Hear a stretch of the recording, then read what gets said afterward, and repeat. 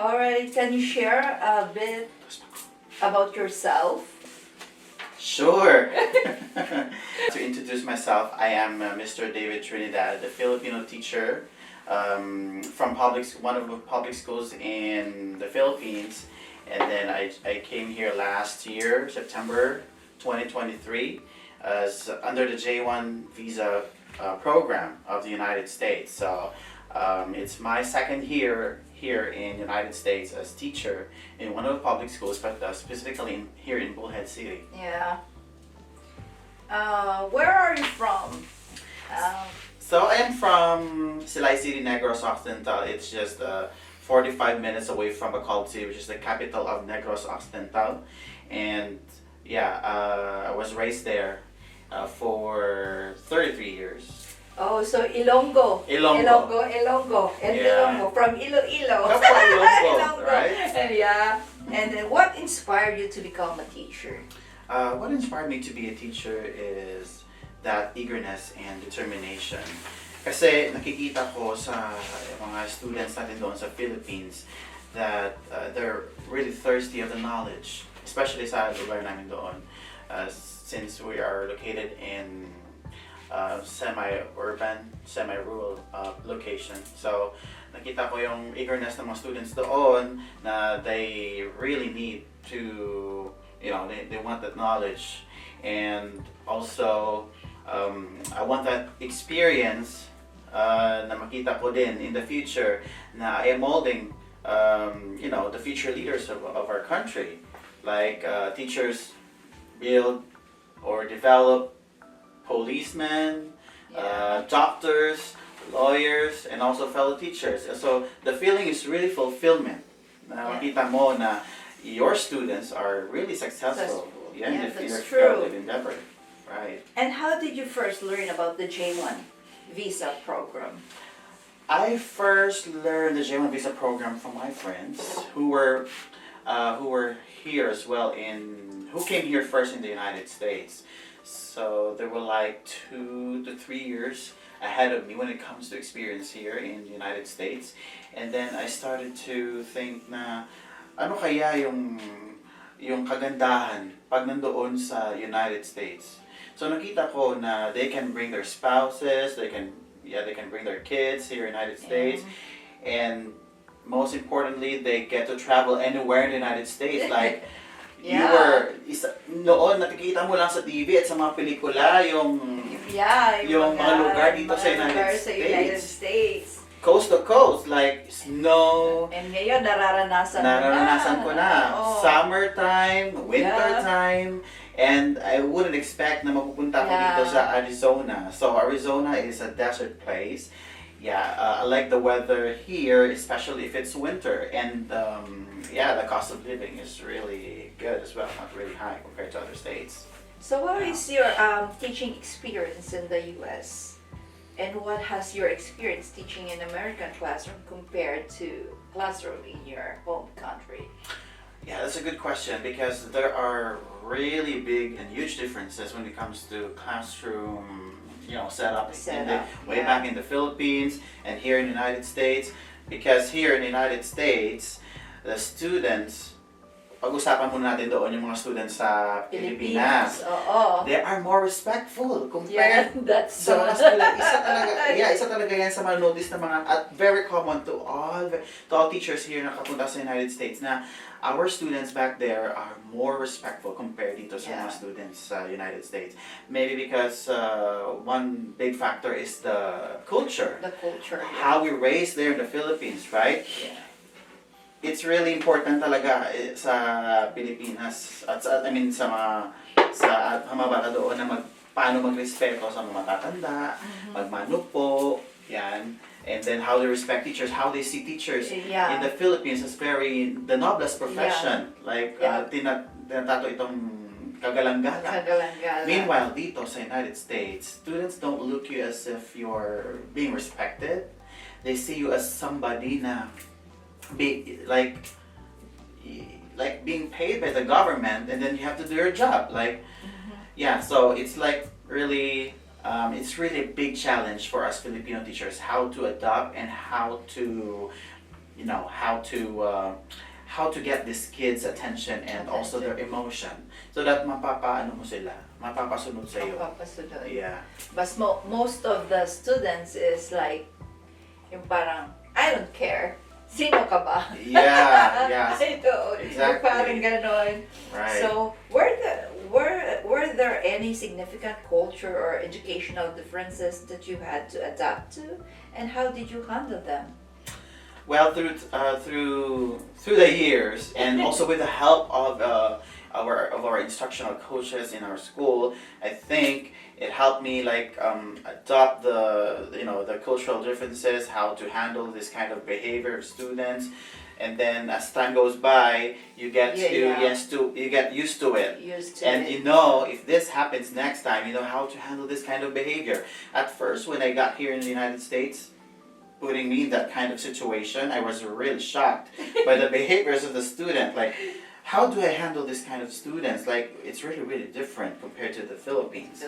Yeah, but good thing we have instructional coaches who are hands-on. Yeah, to ask you what you need in your classroom management and how you can handle this kind of behavior, how we'll do that in the future, and also with the help of the principals and the administration. Yeah, so malaking tulong talaga yun dito sa support system yun Support system. Right. Yun talaga yung buenas ka na makahanap ka ng school na lahat ng yung sa department is yung support system ba? Hands-on. Hands-on. So, yeah. So, how about the challenges and adaptation? What were some of the biggest challenge you faced as an international teacher in the US? Like yung parang pumunta ka ng isang lugar na wala kang relatives, wala kang kaibigan. So, paano mo yun na-overcome or as a first-timer in the... Yeah, that's also a good question because napapaisip talaga ako, paano ko na-encounter at na-survive yung 2 years ko dito sa United States. At first, syempre with the help of Filipino teachers. Malaking tulong talaga when you go to another country, especially here in the United States. When you know someone na may Filipino, so at least somehow parang at home ka, you will not feel homesick. And you know what? It's really a great blessing for me dito sa United States. Nakakilala ko ng family ko dito. Yeah. Villavert family. Diba? Who would have thought na magkakaano tayo dito sa United States, magkakilala, tapos we found out that we are close relatives way back in the Philippines, right? Philippines, yeah. Imagine that. So yeah, we just know that we're relatives in the Philippines. So yeah, and then tapos malaking tulong talaga sa mental aspect mo, emotional aspect mo na merong Filipinos. Kasi locals or Americans, let's say. They have different thing as well. So, iba talaga pag Filipino yung support system mo din. So, cultural exchange. What aspect of your culture have been able to share with your students and colleagues? I was able to share some of the cultures I have in the Philippines, like karaoke. Yeah. But here, right, karaoke, kissing. I mean, students, when you sing in front of them, they were really like, magulo. Ito yung paso, magulo. Tapos, pag kinantahan mo sila, haharanahan mo sila, makukuha mo talagang loob na matatahimik yung classroom, makikinig sa'yo. Parang, they never experienced this before. And that's one thing siguro na they like about Filipino teachers, because Filipino teachers sing to them like no other culture can do that.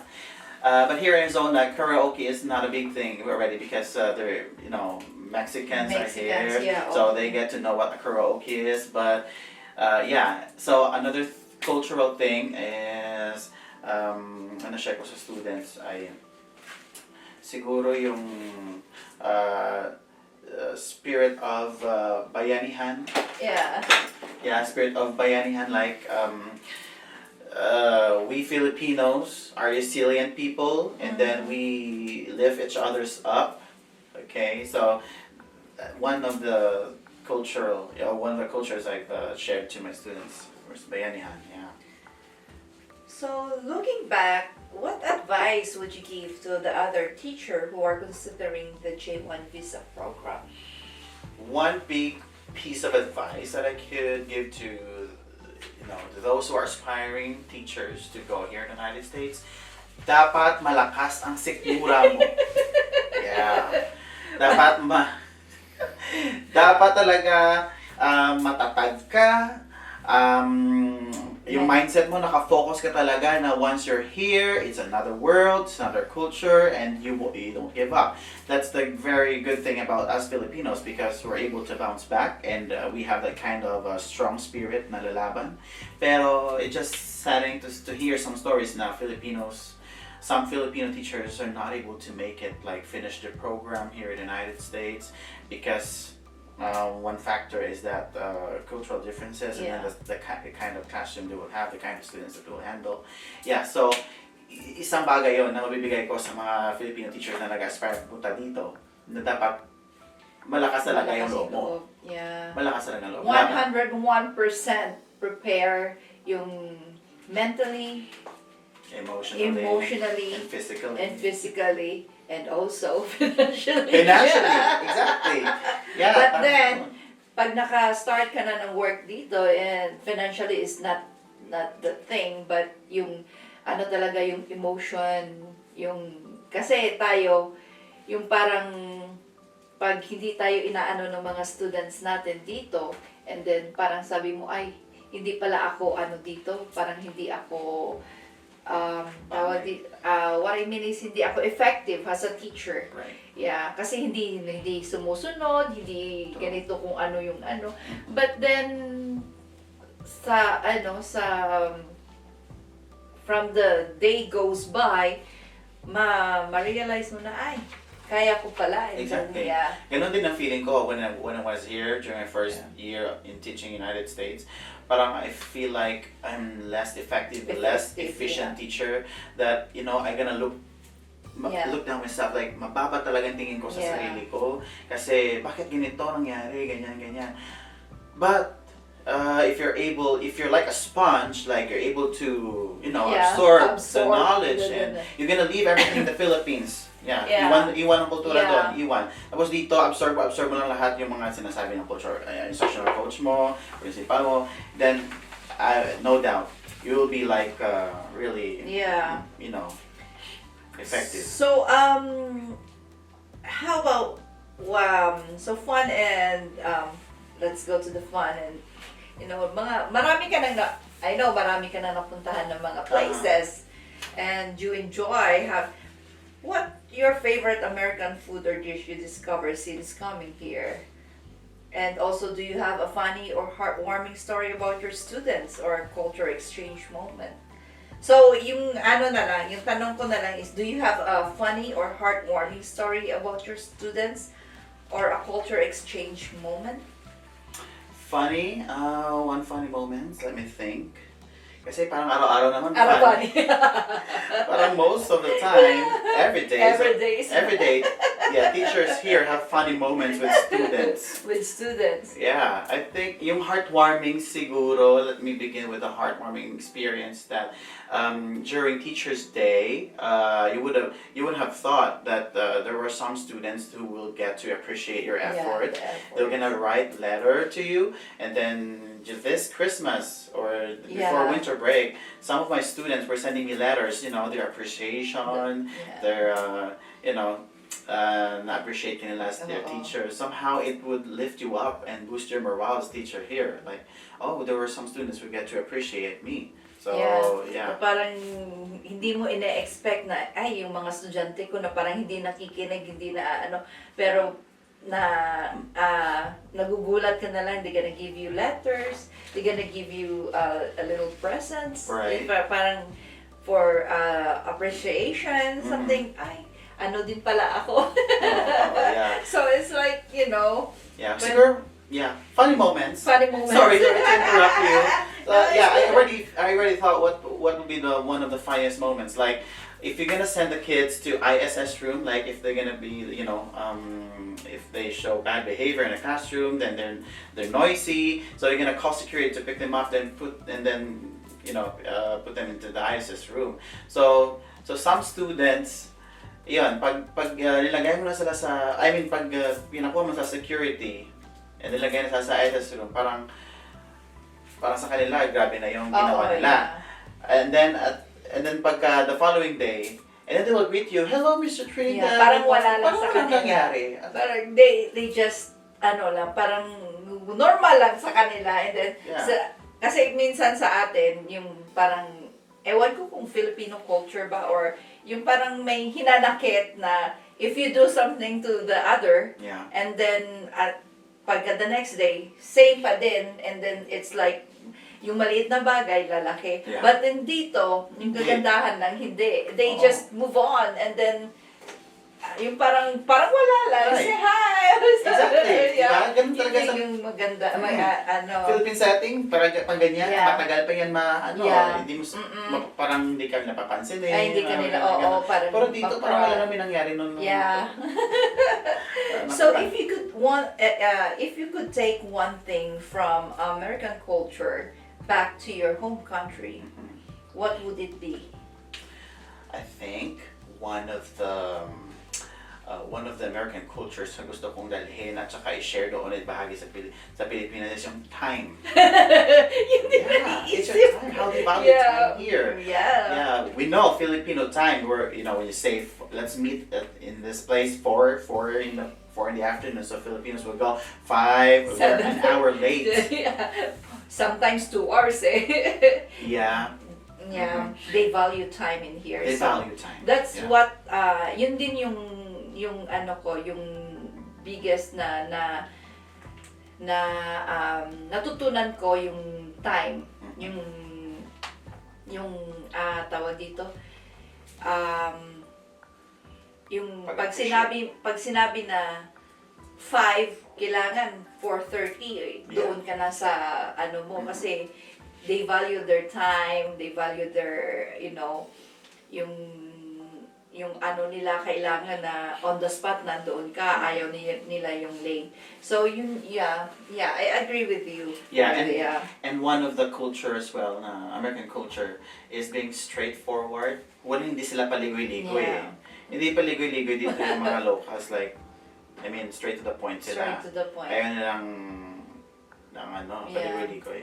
Kung nakasakit sila, but then it's, you accept that, and then that's really amazing here. Like they're gonna talk, like they're yelling and for that moment, and after that they'll be at peace. Tapos wala na, parang walang may nangyari.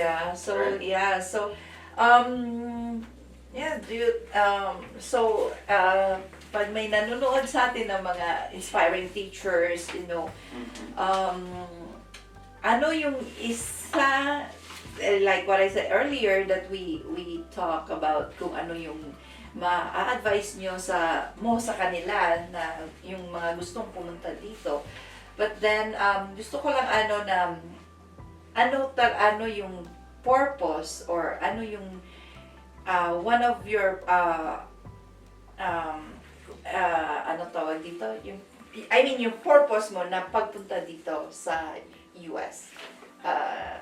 Ano yung purpose mo na pumunta dito na magturo? My purpose talaga, let's be honest here. Better life, greener pasture. Compared kasi doon sa Philippines, yung sahod namin as teachers, if you're going to compute it, it's like $500 a month only. Around that figure. But here, it's like 5 times, 6 times, and then 1 month of salary here is equivalent to 1 year in the Philippines. So isa yan talaga sa factor nakapag-change ng decision ko to really go here in the United States and pursue my dream, American dream, basically. American dream. So ngayon, yung parang ka na, naka 2 years ka na dito, so it's like parang you adapt some of the cultures, and then it's like parang wala na lang sa iyo yung mga nangyayari sa school, yung mga ng mga bata, and then also in the yung sa paligid natin, and yung food natin dito, like ibang-iba sa Philippines na you can buy fresh, and then here is like frozen and everything. So, oo. So, um, manghihingi na ako ng advice sa iyo na kung ano yung ma-advise mo sa mga future teacher, J1 teacher na gustong magtrabaho dito sa US na makapagbigay ano sa kanila, yung parang tawag dito, inspiration, oo, na mag-work dito, like, you know, teacher. So, yeah. So, you can give one piece of advice for them, and Yeah. So, one biggest piece of advice is eyes on the prize, guys. So for those aspiring teachers na gustong pumunta dito sa United States, so yeah, eyes on the prize. Okay, go on. Dapat matatag yung sikmura. I mean, malakas yung sikmura mo dito when you go here. Dapat you have your mindset na when you go here, you have to think of your utang in the Philippines. That's the major inspiration siguro. Paghugutan nyo ng lakas ng loob is ang utang sa Pilipinas, and then to give your family a better life there in the Philippines. Yeah. Because na-amazing na yung mga locals dito sa how we convert the dollar to peso. So like when I share some things about, you know what, this stuff in the Philippines, it costs like this. It costs a penny here. Yeah. Oh really? So iba talaga yung malaki talaga ang pagkakaiba when it comes to monetary, and then giving your life a better, giving your family a better life in the Philippines. So yeah, so I think that's my piece of advice. all right. So can you tell us your experience and your application towards JSA, your interviews at embassy, and your challenges?